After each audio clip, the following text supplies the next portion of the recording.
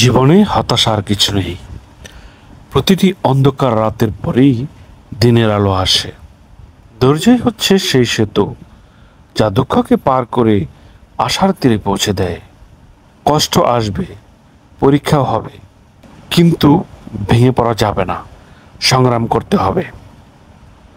আল্লাহ ধৈর্যশীলদের ভালোবাসেন, আর ধৈর্যের ফল কখনো ব্যর্থ হয় না।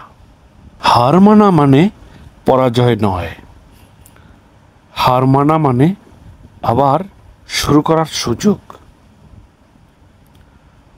আল্লাহ আপনার সব কান্না দেখেন, কিন্তু সব কিছুর সময় আছে। আপনি শুধু লেগে থাকেন। আপনি যদি নিজের উপর বিশ্বাস রাখতে পারেন, তাহলে কেউ আপনাকে থামাতে পারবে না। যারা জীবনের ঝড় পার করে, তারাই জীবনের আলো দেখতে পায়।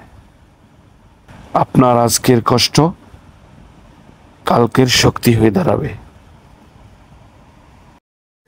বিপদে পড়লে চেনা মুখগুলো অচেনা হয়ে যায়, নিজের ছায়াটাও যেন সঙ্গ ছেড়ে পালায়।